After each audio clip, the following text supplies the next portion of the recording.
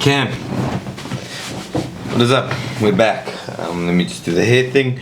Always get moaned at about hiding my hair in my cap. That I'm supposed to do it. I never really do it. So, for me, it's a Monday. For you guys, it'll very likely be a Wednesday. Monday is the best day of the week because it's the way. If you set your Monday up, promise you, your Tuesday goes well, your Wednesday goes well, your Thursday goes well, and then your Friday goes well. It's all about building that momentum, and if you're gonna sit and do nothing on a Monday, I promise you it gets transported into all the energy that you put in for the rest of the week, and then the rest of the week turns into I'll start next week properly. So whatever you do, I pray that you are able to start it and do it well today. Today's a very short one. It's Genesis 4 verse 1 to 16. Since I did just realize now that you guys will be seeing this on a Tuesday or Wednesday, if you didn't use your Monday well, start right now with your Wednesday, and I promise you it will set you up for the next Monday to do even better. You just gotta keep, that's the mentality with everything. Do it now rather than later, and I promise you, if you, especially with stuff like this, if you keep pushing it to the Monday, it just shows that your priorities are not where you think they are. And that's a lot of the time you need to sit and have these conversations with yourself. Where do you feel? How are you feeling? What are priorities for you? What do you value? What do you think you should put effort in? All these things obviously count towards everything that you're trying to build. So for me, I do this before I start work. I've got my whole marketing board over there. Essentially, I do it before I start work because I know once I've done this, I sit and I can go, okay, this is what God wants, this is what I want, this is what God says I need to do to reach where I need to go. This is how we're going to do things, and that's why we do what we do. So today, guys, if you guys are going to read, it's Genesis 4 verse 1 to 16. I will read as well. I will have something pop up on the screen, and yeah, you can read it from there if you want to. The nice thing, and actually before I get going, one last thing, just before I get going, I spoke to a pastor's wife the other day, and in essence we were discussing doing what I'm doing. I haven't told her I post anything, I just told her I sit and I read, and it's a daily thing. I see how it relates to my life, and I have these internal conversations and conflicts about what should I do, what should I do better, what should I do, what am I doing terribly, what do I need to pick up, how can I represent God in a way that feels good and that represents him fairly. So she was even like, it's really fun. She's done it before, she started it again. And the nice thing about reading the Bible, and I think a lot of people just think if you've read it, you've read it, is that there's relevancy to your life and everything. You will find something that relates to something you're going through, something you're feeling, in a scripture that you probably never felt it called to you before. Like now, like I said, I did 30 days of this, and essentially I started last year in the beginning of December. I literally had no money. The only thing I had money for was this, and I thought a Bible would be like $200-300. No, it was, in essence, it's not a flex, guys, by any stretch of the imagination. Bibles are expensive, and if you ever need anything, I'll definitely see if I can help you out. But I got mine for, it's 900 Rand, but it was originally 2,000 Rand. The reason why it was 900 Rand is that, I don't know if you can see it. Yeah, you can see it on the edge here. My chin is. Those lines in the Bible, because the Bible is a soft cover, essentially the pages that like damaged the cover, so they gave me half off. See it as a blessing. There's obviously cheaper Bibles. The whole point of why I'm doing this is that it kind of is free for you, and it takes away that cost. But I do think, and the reason why I bought mine is that in order to fully invest yourself into what you're doing, you need to have skin in the game. If you have no skin in the game, it is easy to quit. It's easy to say you don't want to do it. It's easy to say, I can push it on for tomorrow, because you have nothing that you have sacrificed for what you're trying to build at the end of the day. That's why when things are given for free, they sure, they do get treated nicely, and they might even be taken with a thankful heart. But at the end of the day, if you have nothing that you've sacrificed to get to that stage, promise you it's so easy for you to throw it away. But nevertheless, let's get going. So I'm going to speak about Cain and Abel. This will be a fun one. So now Adam had sexual relations with his wife Eve, and she became pregnant. When she gave birth to Cain, she said, "With the Lord's help I have produced a man." Later she gave birth to his brother and named him Abel. When they grew up, Abel became a shepherd while Cain cultivated the ground.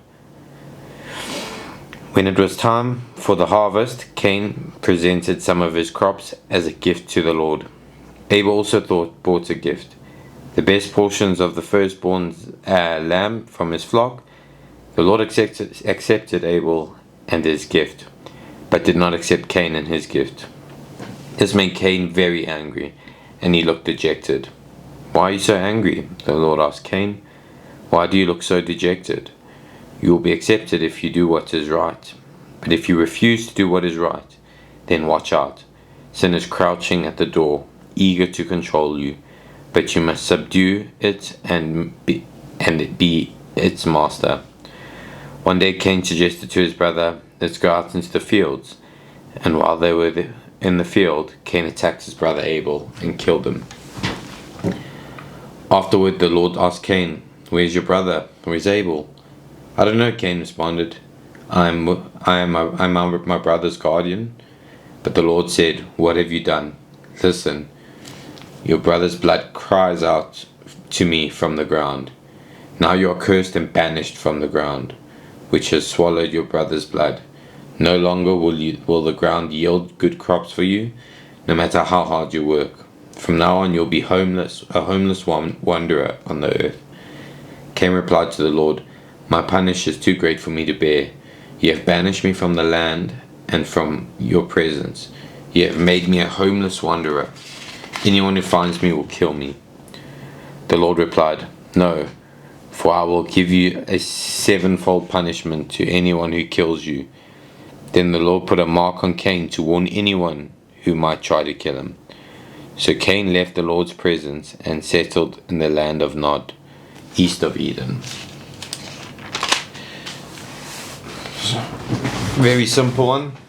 I think it's also a sad one. I think in this Old Testament you go through quite a few difficult stories. People acting very rashly, harshly, but you also see really cool miracles and really good representations of people who listened to God's word and did what he said. And yeah, I just think something that I think they will say now, because I do kind of remember it, the standout thing is wanting to give rather than needing to give. Big difference. Like I say, at the end of the day, everyone goes, and I do it too. Like I'm guilty of it all the time. Is that you kind of go, "Oh, I'm not going to donate to the church because I think I can find a way to better bless people from God." And a lot of the time, people don't actually do that, and it never ends up going to where it needs to go.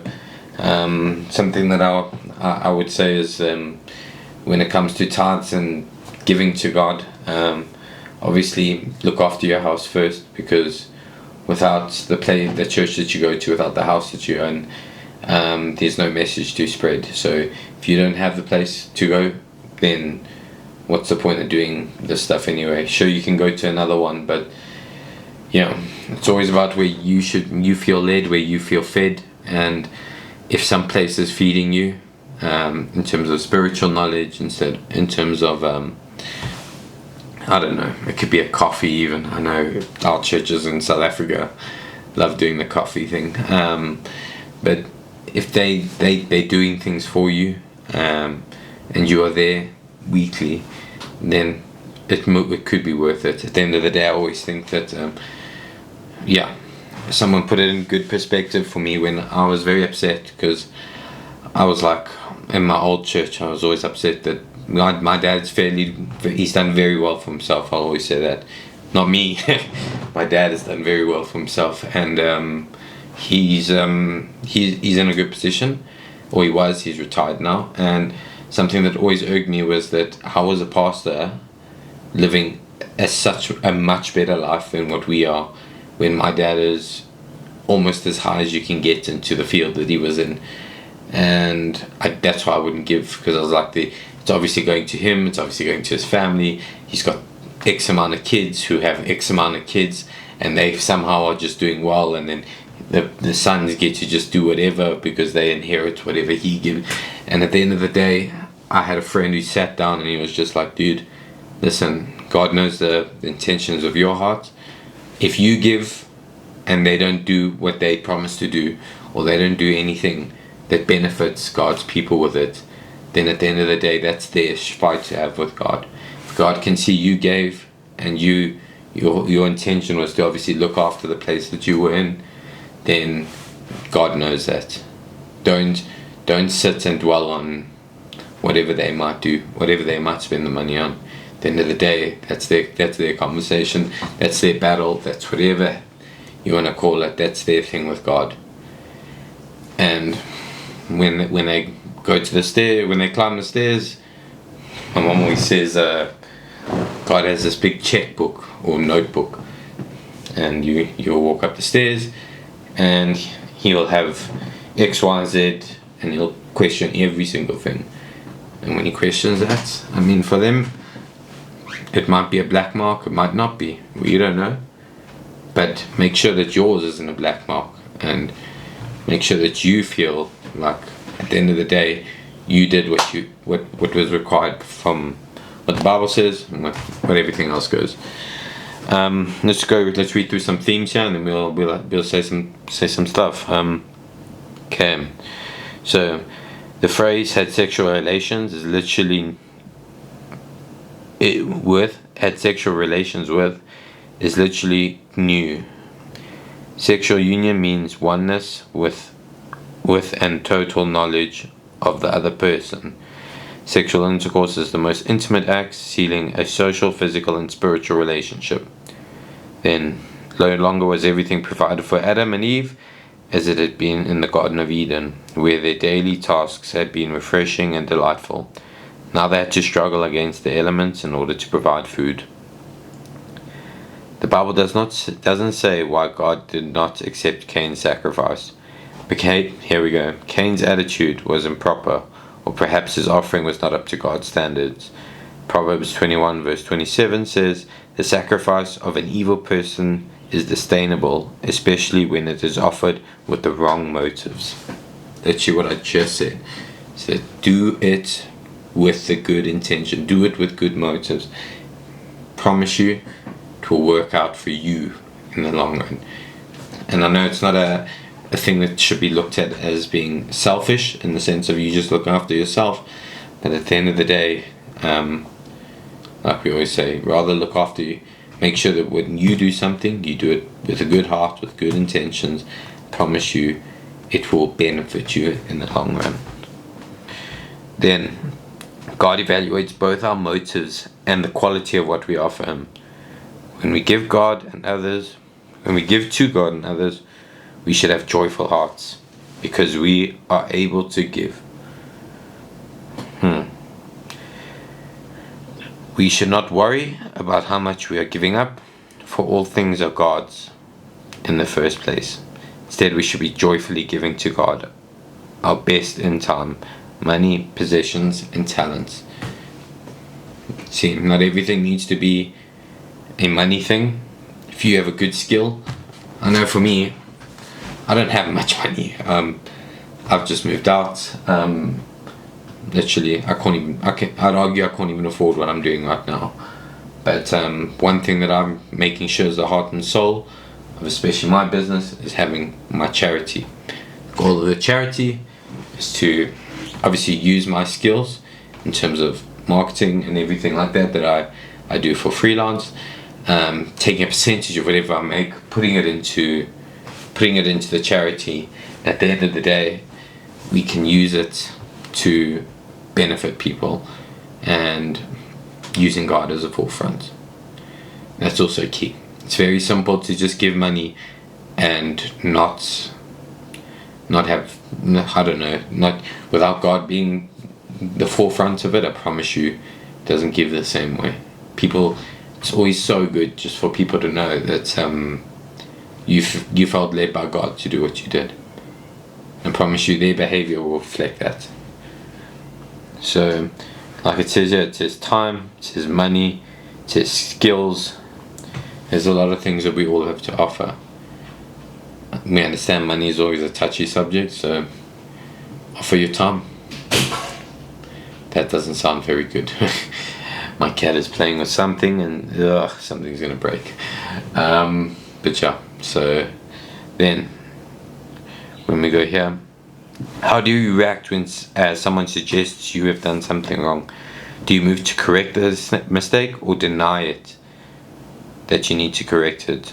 After Cain's sacrifice was rejected, God gave him a chance to right his wrong and try again. God even encouraged him to do this, but Cain refused, and the rest of his life is a startling example of what happens to those who refuse to admit their mistakes. The next time someone suggests you're wrong, take an honest look at yourself and choose God's way instead of Cain's. I think that one's also a tough one. I think for me personally, especially with my last job, so I might release just the footage of the way I saw things when I did this the first time. I promise you it's very different. But essentially, long story short, I was working at a place and I was never happy, and for 6 months I went for it and I tried to do what I felt was best, and at the end of the day I just learned that I was depressed. I couldn't go there anymore. I was just fighting with people, arguments, petty things, and the things the direction I needed to take things in, which I thought was the most beneficial, was not necessarily what they wanted to do. So yeah, I think also, I'm just not good with working with others, and this is what I'm going to bring up, is that they would have criticisms of me, and at the end of the day they took the way I respond to it in a negative way, and that caused conflict. At the end of the day, I know for me personally, I don't know how you guys act, but if someone comes to me and goes, I ask everyone all the time I'll show them a video I've made for social media for a business or a brand, and then they'll go, yeah, but this isn't nice, or why don't you do this, or this doesn't look good, and my first response is always just to defend myself and go, no, but I'm doing this because of this, or I'm doing this because of this. And it's got in the way of obviously my work with them. We had a long meeting about it, and after that meeting I think I had clarity. I was also fasting at the time, so it's just like, I think it's all lined up for me to do what I did. But even in my relationships, I mean, I think my girlfriend and I we butted heads a lot, because I think simultaneously she's very critical, and we all need that at the end of the day. I know it's sometimes a bummer or it's a downer, but she would be very critical of what I do, and I would be very defensive, and at the end of the day no one wants to help when they don't feel like they're being heard themselves. So I'd ask for help, she'd give feedback, and I would brush it off and do my own thing. So definitely take a step back, listen to what's been said, and if it's a bigger choice, a decision, or bigger thing that needs to be done, sit and pray, take time. Not everything needs to be done in the then and there, despite me as a person who always has to do things then and there. Move on from that, and then let's just keep going. For Cain to subdue the sin that he was crouching at the door, he would have to give up his jealous anger so that sin would not find a foothold in his life. Sin is still crouching at our doors daily. Like Cain, we can be victims of sin if we do not resist it and master our sinful desires.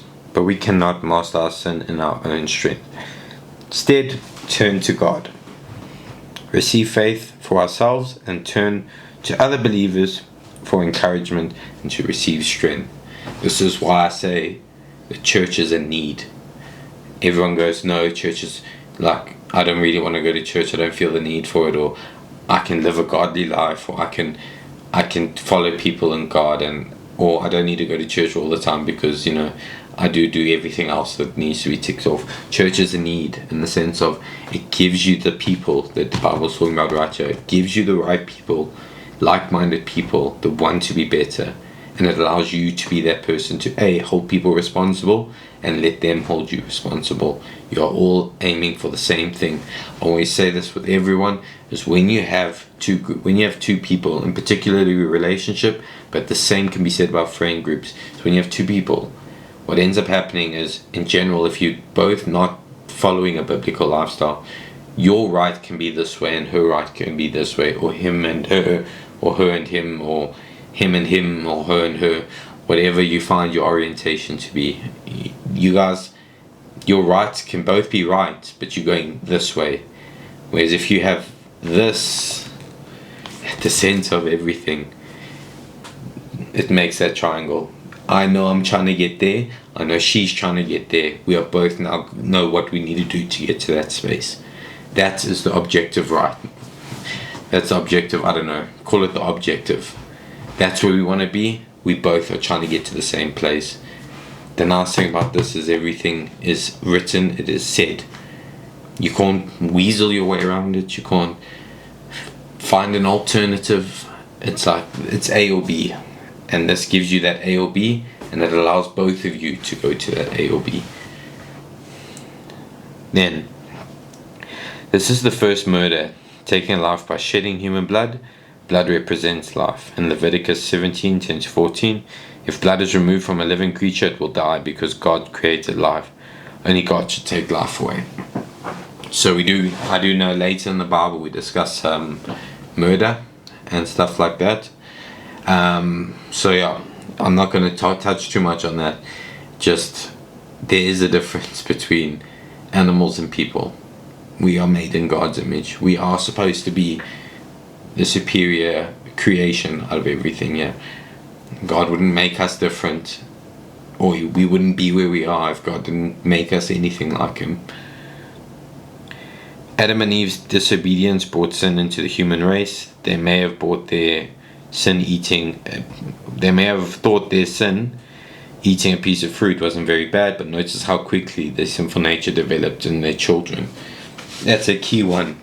Something you learn in gaming very often, and I'm a big person with games, is that you can make one decision and it affects the branches of the next two decisions that you make. And I love that because in game it simplifies that whole thing. Your actions today can affect someone's actions tomorrow, which can affect someone's actions the next day, which can affect someone's actions the following day. And we just end up in a cycle of bad actions and bad reactions. So always pay attention to how you behave and how you act. Then, last little bit. Cain was severely punished for this murder. God judges all sins and punishes appropriately, not out of vengeance, but He desires to correct us and restore our fellowship to Him. When you are corrected, don't resent it. Instead, renew your fellowship with God. I think that's also important. We do get punished. Not everything is a challenge. Not everything is a trial. At the end of the day, sometimes you just did bad and God has punished you. Like I say, hold on to God. Accept what you've done is wrong and move on with your life. Do the right thing next time. It's the only way that God will see and that we can see that we've done better.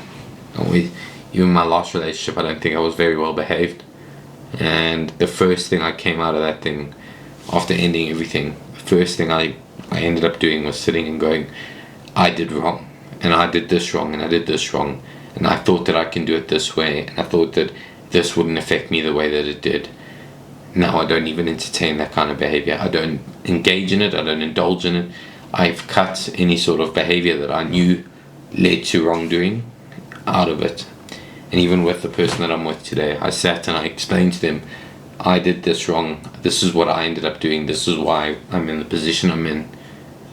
And luckily they were very nice, they were forgiving, not that they needed to be, but they were thankful that I was open and honest with them. And like I say, what I learned from that mistake, I think we need to also take time and actually do the same. And that's us for today. It's 20 minutes, 25 minutes. It's a good little thing. But yeah, at the end of the day, I think if there's anything we take from today, is understanding how to take criticism. I think at the end of the day, giving with a good heart is also another thing. Those are the two main things. Give with a good heart, and don't sit and judge what is being given and where it's going. You do your part, God will look after the rest. But I hope you guys have a good day, hope you're having a good week, hope everything goes well for you, and yeah, thanks for watching.